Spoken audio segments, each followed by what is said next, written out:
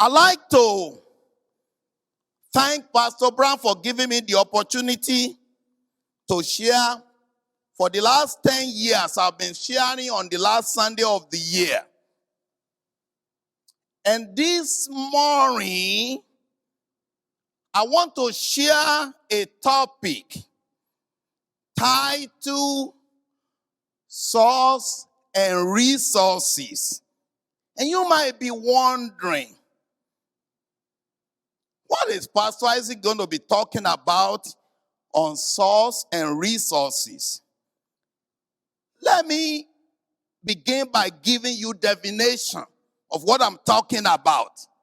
I know you know what it means, but when I check the dictionary, it gives me the definition of source as a place, person, or thing from which something comes or can be obtained.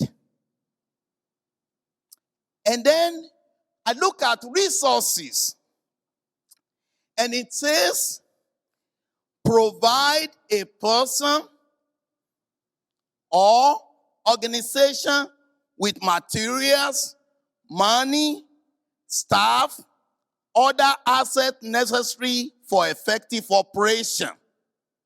See, that is the verb. I look at the noun of resources, and it says a stock or supply of money, materials, staff, and other assets that can be drawn on by a person or organization to function effectively. Our text this morning is taken from Psalm 121, verse 1 to verse 8. But I'm not going there yet. I'll come back to it later. But let me establish the baseline for my sharing this morning. Everyone in life needs resources to achieve something. Why? Because everyone has a need. Everyone's need is different across the board. We have what we call, I refer to as micro need, M-I-C-R-O, and also macro need, M-A-C-R-O. What is the difference between the two? Well, I'm glad you asked me that question. Macro refers to something that is very large scale, and micro refers to something minuscule or small. Let me give you an example of the difference between the two. Let me use husband and wife as an example. They both establish a relationship. And as part of their relationship, they each meet one another's needs. That's micro need. How about when they have a need that can't be met by either one? That is an example of macro need.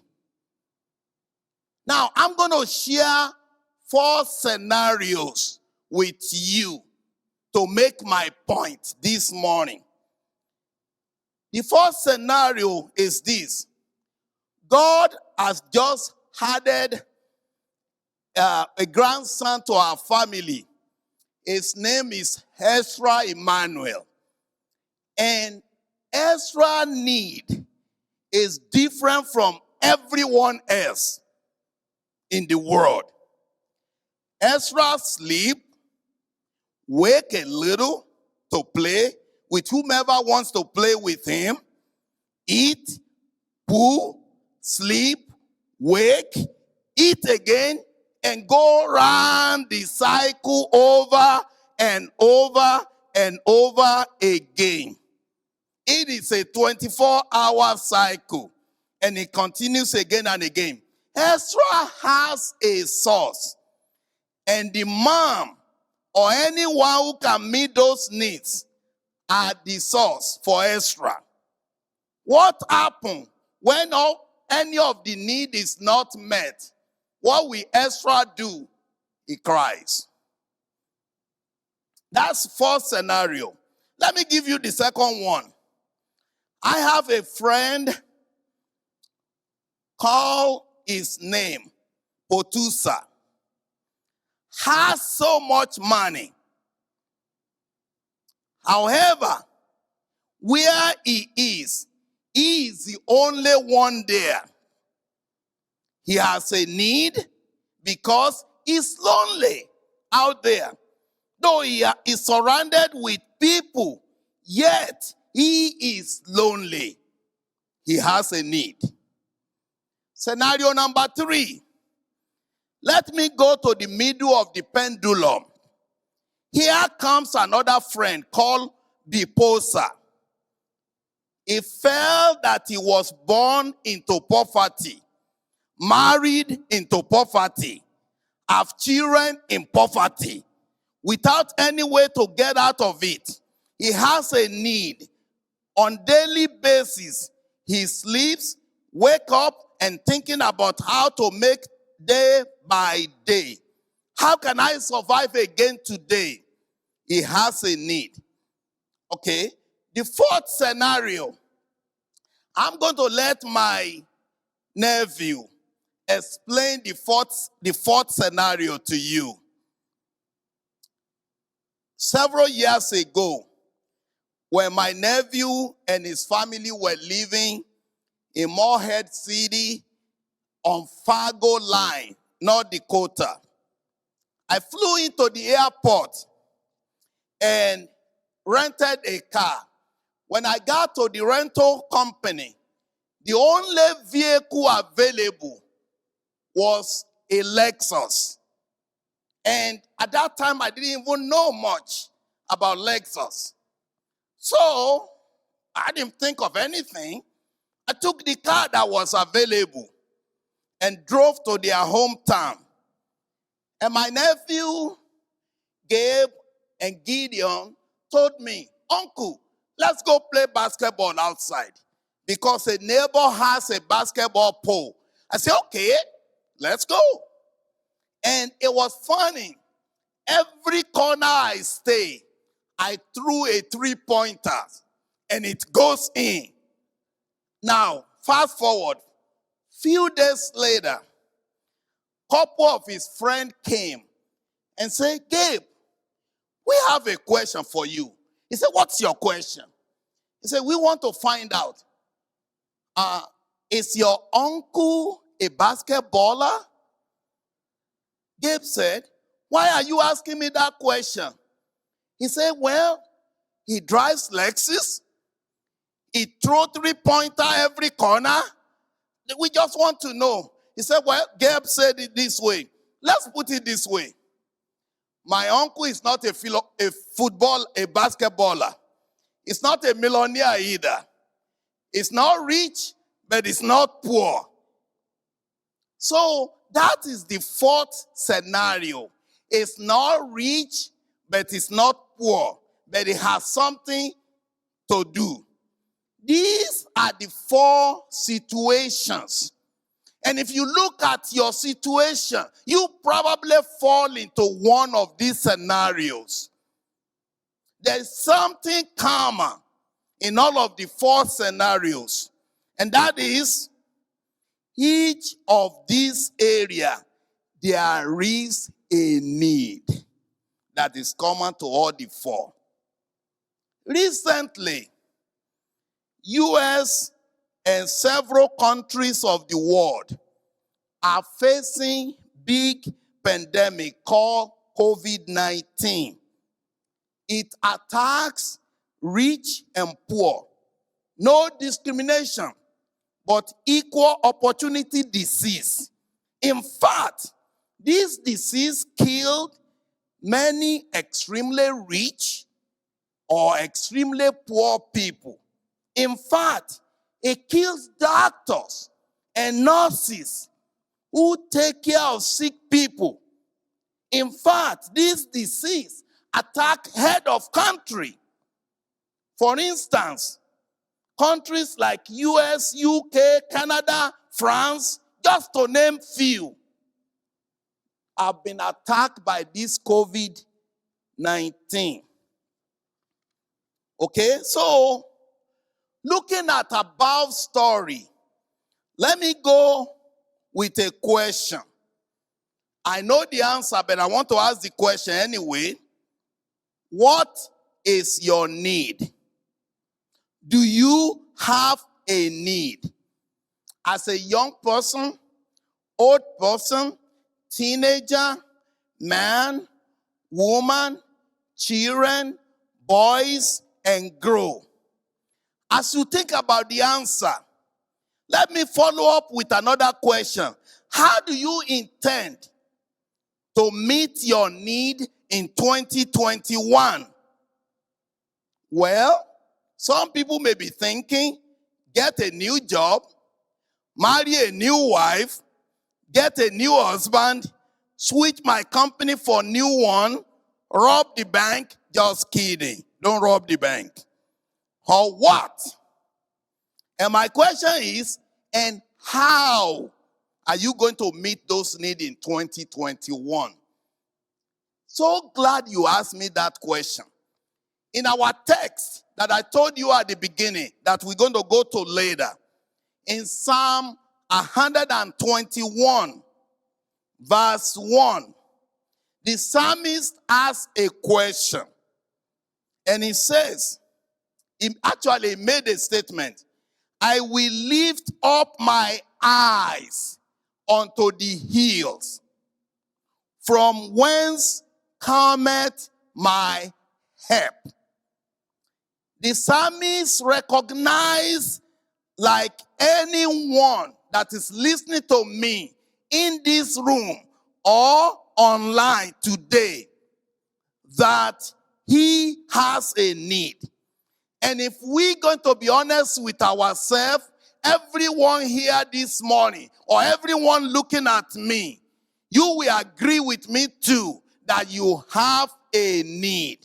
No matter how rich you are, no matter how poor you are, no matter how medium you are, everyone has a need. It's not only micro needs, but also macro needs as well. I want to submit to you today, there is God in heaven who created everything for his pleasure and for his purpose. God is your source. And that's why I gave the definition of a source at the beginning. The psalmist established the same fact. And Apostle Paul in Philippians 4 verse 19 also made it clear. But my God shall supply all your need according to his riches in glory by Christ Jesus. God is your source. Others you are thinking about are resources that God may use. For instance, your employer, government, parents, your consulting job, all of these things are resources to help you meet your need. But God is the ultimate source that you can depend upon.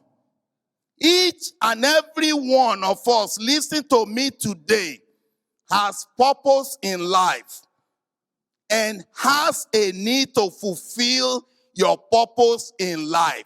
I have a need to fulfill my purpose in life. You have a need to fulfill your purpose in life. You need resources to fulfill your purpose. God is your source. He wants to provide you the resources you need to fulfill your purpose in life. Whatever the purpose is. In Psalm 121 verse 2, the psalmist says, my help comes from the Lord which made heaven and earth. So the question is, will you let God be your help in 2021? Or you want to go somewhere else to seek for help? Would you let God be your help in 2021? Or you want to go somewhere else for your help? Unfortunately, no one else can meet your need until you return to God, your maker, for help, and seek help from God alone. Remember earlier we spoke about micro and macro needs. Your money in the bank, your spouse, your children, father, mother, your job, your home, your property, your company, your family, your political party, your government, your senator, your congressman, whatever you think, cannot help you and cannot meet your need. Yes, they are resources, but they cannot meet your need. All of them are resources, not your source. God is your source. In Genesis chapter 15, verse 2 and verse 4 to 6, Abraham said unto God, what wilt thou give me, seeing I go childless, and the steward of my house is this Eliezer of Damascus? Remember, God called Abraham to come out of his father's home to a place he was going to give him. And when Abraham got to this place, one day he approached God. He said, you told me my seed is going to feed the whole ground, the whole life, but I am childless. And God responded to Abraham in verse number 4. Behold, the word of the Lord came unto Abraham, saying, this shall not be thy heir, but he that shall come forth out of thy own bowels shall be thy heir. And he brought him forth abroad and said, look now towards heaven, and tell the stars, if thou able to number them. And he said unto him, so shall thy seed be. The problem at this point was Abraham was 100 years and the wife was 90 years. Yet God fulfilled his promise for both of them. When you walk with God, as Abraham did in 2021, God will fulfill your purpose in life. God will fulfill his promises for your life. Jesus said in John 15 verse 16 that whatsoever you shall ask of the Father in my name, he will give it to you. And in chapter 16 verse 23, and you shall ask me nothing. Verily, verily, I say unto you, whatsoever you shall ask the Father in my name, he will give it to you. And in the same John chapter 14 verse 13, whatsoever you ask in my name, that will I do, that my Father may be glorified in the Son. The question I want to ask you this morning, my brothers and my sisters, is this. Will you come to allow God to meet your need. Many here today, listening to me online, many have abandoned their source. Yes, you have free will, and many have yanked themselves out of their source. I want to show you a branch of a tree here. This is a branch of a tree that was yanked from the stem. If I leave this tree here for so long, what is going to happen to this tree? It will do what? It will die, because it's no longer connected to the stem. I'm going to come back to it later. In verse 3 of Psalm 121, he will not suffer thy foot to be moved. He that keepeth thee will not slumber nor sleep. You see, when you depend on God as your source, he will do everything 24 hours a day to keep you, to protect you, to guide you. You will not live in fear. You know, as we think about the question that I'm going to ask you, which I asked before, and I'm going to ask it again in a moment. You know, he that keepeth, we have people that are being watched day and night today, because like President of the United States and other important dignitaries that are being watched. You know, those who watch them, sometimes they may sleep or slumber. But the Bible says, he that keepeth you will never sleep nor slumber. So you have a 24-hour protection from God. However, I still want to remind you of something very important. Remember when I used the example of husband and wife? I said both of them have relationship with one another. It's not like just somebody living in Boston and the other one living in Asheville, North Carolina, and no relationship. They both have relationship and they both live together. In the same way, Jesus in John chapter 15, verse 1 and verse 5 to 7 says this statement: I am the vine, you are the branches. He that abideth in me, and I in him, the same bringeth forth much fruit. For without me, you can do nothing. Jesus is the vine. You are the branch. See, remember my example? This is a branch. As long as this branch is connected to the source, what happens?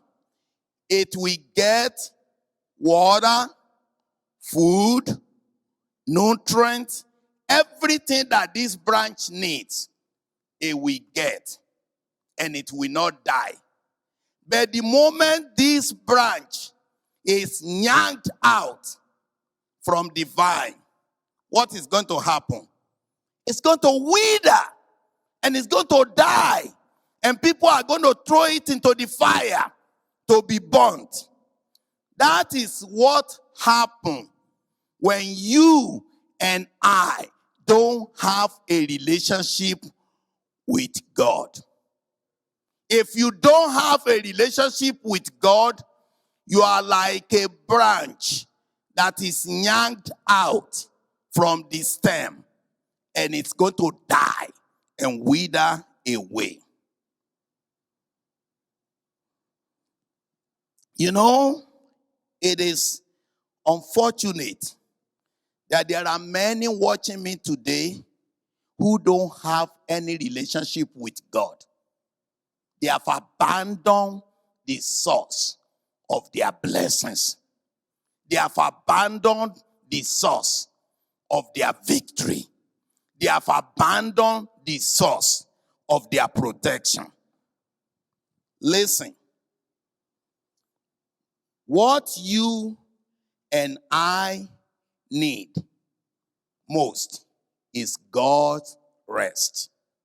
God's rest is God's peace. The world may be full of chaos, hardship, but you can enjoy perfect peace. And only you, and peace that only you can enjoy, that come from God. No amount of money, fame, position, authority can purchase it. It only comes from God. And my question to you is this: will you let God help you? I asked that question before. You know, you have tried to help yourself several times, and it did not work. There are so many help yourself books out there. In fact, sometimes people resort into so many things to meet that need that they desperately need, which is God's rest and perfect peace. Some people resort into alcohol. Some people resort into drugs. Some people resort into illicit sex. Some people resort into pornography. The list goes on and on and on. Yet, none of such things can help them to satisfy their desperate need. My question is, will you surrender all to God today? Will you let God meet those needs which nothing else can meet? Which your alcohol cannot meet, which your drug that you have indulged in cannot do, which everywhere you look for wrong places for help cannot do? Will you surrender it to God this morning? I want to read the lyric of a song. And it goes like this. It's a familiar song everyone knows. All to Jesus I surrender. All to thee I freely give. I will ever love and trust you. In your presence daily live. Will you stand up with me this morning and surrender all to Jesus? If you do, and establish a relationship with Jesus, it's going to take you to places. It's going to lift you up. It's going to move you and meet all your needs to achieve your purpose in life. But let's face it, everything begins from a relationship with God. And so I'm going to pause for a moment, and I want to address some of my friends listening to me now who do not have relationship with God. And later on, I'm going to come to those who have relationship with God. But let me talk to my friend who do not have a relationship with God. Would you consider giving your life to Jesus this morning? It is important you do, because if you want somebody to bear your needs, to carry your burden, to lift you from where you are, to get you out of the situation you are. You need to have a relationship with Jesus Christ. So if it's what you want to do this morning, 100,000 of you that are watching me online, would you bow and pray this prayer with me? Lord Jesus, I confess my sins. I come to you in faith. Have mercy on me. Accept me and wash me clean. I belong to you from today. And I will no longer depend on drug. I will no longer depend on pornography. I will no longer depend on illicit sex. I will no longer depend on areas that cannot help me. I want to trust in you. I want to depend on you. I want to surrender my lives unto you. So help me, God. In Jesus' name I pray. If you have prayed that prayer today, I want you to call our church and leave a message and say, Pastor Isaac, I just pray the sinner's prayer today. And leave me that message and I will get back to you. The number is 828-254-5519 and leave a message. Okay? And if you leave that message, we will get to you and continue to pray for you. For those of you who have a relationship with Jesus, I want to remind you of the word of Jesus in Matthew 28, verse 11. It says, come unto me, all ye that labor and are heavy laden, and I will give you rest. If you are listening to me today, and you say, Pastor Isaac, I need God's peace. I need God's rest. We have to remember the source of your peace, the source of your rest is God alone. God is your source. Nothing else will do it except God. And in Psalm 121 that we have been reading, says in verse 8, the Lord will preserve you, thy going out and thy coming in, from this time forth and forevermore. That's what God will do when you lay up your trust, your burden upon him.